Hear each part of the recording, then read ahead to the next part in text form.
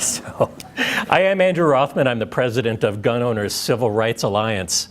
It sounds really special, but I've been doing that for about 2 years. I took over from Professor Joseph Olson, who did it for about 25 years, which I think means I've got 23 years left in my sentence.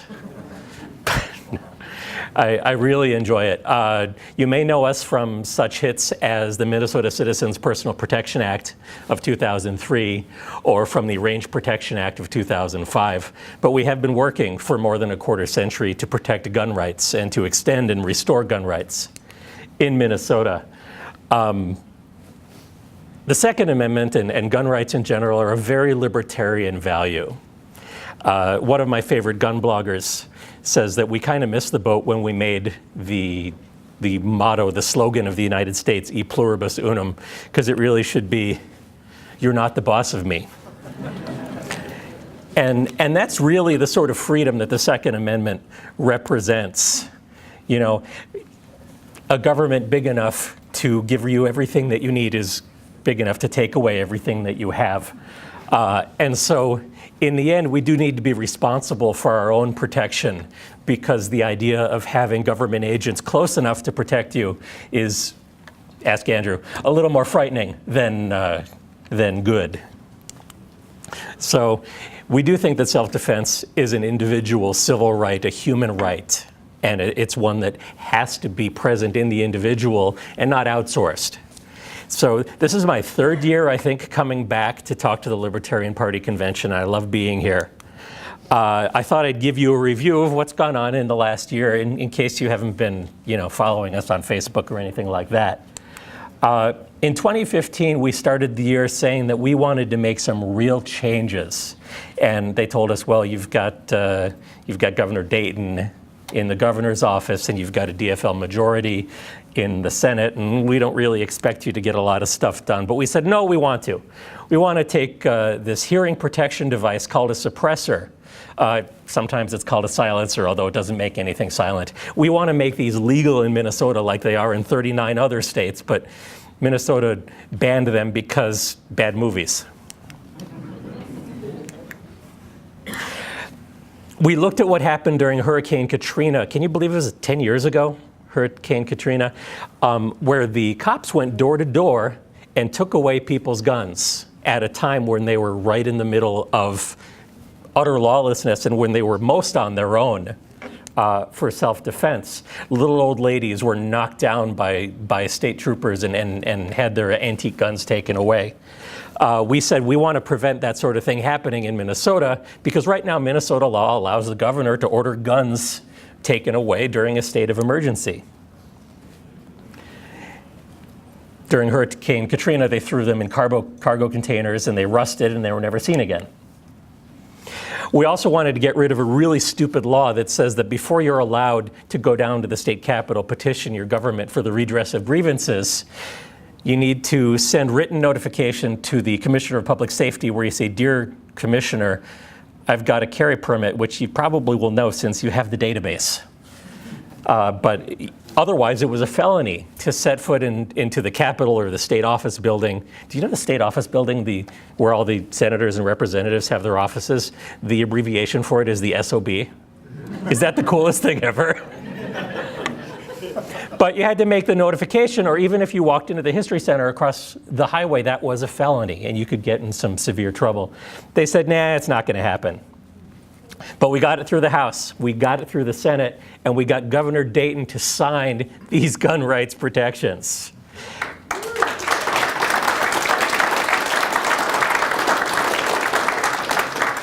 And we were able to do it because I'm the most awesome lobbyist ever. It wasn't me. I mean, I've got a face made for radio. I've got a voice made for the silent screen. And I was raised by New Yorkers. And so, subtlety doesn't go very well with me. The reason that we're powerful is because I'm not the only one with a maroon shirt. And in fact, when we need to, we can bring hundreds, we can bring thousands of people calling, emailing, showing up at the Capitol. In the last 13 years, we've gone from 12,000 people with carry permits to over 200,000 people with carry permits. We're up to about 207,000 people in Minnesota who've got a carry permit right now, and we're going up several thousand per year. 2016 started off kind of slow, but we did have our Gun Owners Lobby Day, where we brought hundreds and hundreds of gun owners to the Capitol, where we had a little rally, and then we went upstairs and talked to the senators and representatives and let them know we don't want to see any gun control happening this year. We didn't see any gun control happening this year, so things are going well so far. At the local level, we worked with activists in Plymouth where their police chief and their city council was actually paying them to shill for gun control at the Capitol. And that made our Plymouth supporters really angry. It made us really angry. And so we put out the word. They showed up at the city council, and the city council said, whoop, never mind hot stove. We're not going to get involved in gun control, which is exactly the answer that we were looking for. We also had a couple of opportunities around the state where state organizations and city organizations were putting up signs that say no guns, which, by the way, since 2003 when we passed the law, they're not allowed to. If you want to go to your city council, if you want to go to your county board, if you want to take a walk in the park, and you want to have your John Wayne 6 guns on each hip, you are allowed to, and they can't stop you. They tried, but we rattled our sabers a little bit, and they said, never mind, we're going to take down those signs. And so that's good. At the state capitol, our good friend Senator Ron Latz from St. Louis Park thought it would be a good idea to put a red flag bill in. This is just like in California, where if your auntie or your uncle or your grandma or your ex-girlfriend wants you to lose your gun rights, they say, he's dangerous, he shouldn't have a gun, and then without any sort of judicial oversight, without any opportunity to have your voice heard in a court of law, you can have your gun stripped away, and then you get to pay to go to court to fight to get them back. We think this is a bad idea. The Minnesota House thought it was a bad idea. Honestly, I think even Senator Latz thinks it was a bad idea because he didn't even have the guts to bring it up in his own committee. And so that bill went nowhere. Meanwhile, the Department of Natural Resources unelected bureaucrats started a rapid-fire rulemaking to ban the use of lead ammunition in wildlife management areas in 2/3 of the state. It doesn't seem like a big deal. Lead ammunition works, and it's been used for hundreds of years because it's heavy, it's cheap, it's soft, it's a good substance. They were making arguments that it's bad for wildlife, and the wildlife populations that they cited are exploding. It's bad for eagles, which is why we have more eagles than ever, and it's bad for the invasive species pheasants, which is why we have more pheasants than ever. So it really didn't make a lot of sense. Fortunately, we have a couple of senators and representatives who said, you know what, that's a big policy decision. That should be made by the legislature. And in fact, the DNR had brought it to the legislature in the past, and the legislature had said no. And so they tried to do it with rulemaking, going around the elected officials. We think it's a bad idea, so we supported this bill. This bill is kind of in limbo right now, but we're confident that it's going to make its way into, forgive me, an omnibus bill. And we will get that protection against the DNR making those rules all by themselves. Other than that, at the legislature, 2 minutes. Crickets. Thank you. But we're not done. We've got stuff to look forward to. We've got stuff going forward. Anybody go to church?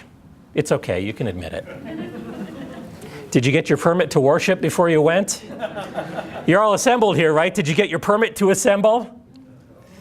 Right now, we have to pay $100, and we have to take a class, and we have to submit a background check to exercise a fundamental civil right. We think that's wrong. We've fought to get the shall issue carry law passed. The next step is to get it rescinded. I know it seems backwards, right? But Mississippi is the 10th state that went from shall issue to no need to issue at all. And what we've found out is that in states where you don't have to do the fingerprints, you don't have to do the fees, there's no appreciable difference in crime or misbehavior. And it turns out that when you let Americans be free, they're overwhelmingly responsible. We passed Stand Your Ground in the Minnesota House in 2012. We passed Stand Your Ground in the Minnesota Senate in 2012. Stand Your Ground says that if you are in a place where you have a legal right to be and you need to protect yourself, you're not going to get second-guessed by a prosecutor who said you should have run away.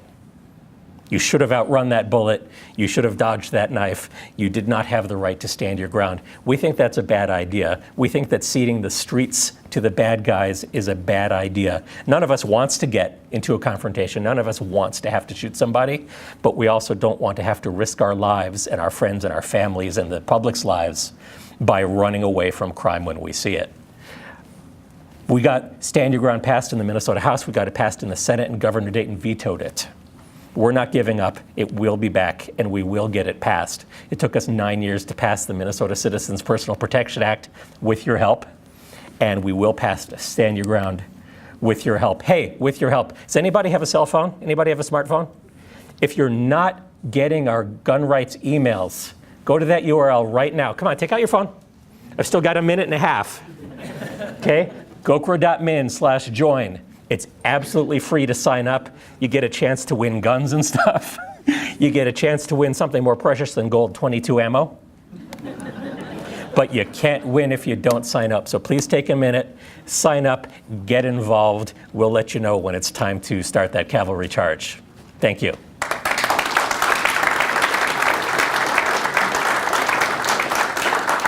We've got 42 seconds. You've done a lot of work, and it's obvious. Maybe you remember I talked to you at Bill's gun show a couple weeks ago. If you're open to it, would you address the crowd about this organization that is easily confused with you, that just fleeces people for money, that is loosely associated with Dudley Brown? There's a group tightly associated with Dudley Brown. They call themselves Minnesota Gun Rights, which is funny because they're out of Des Moines. And so that doesn't make a lot of sense. Dudley Brown on the national level fleeces people for money, and he has a franchise in every state.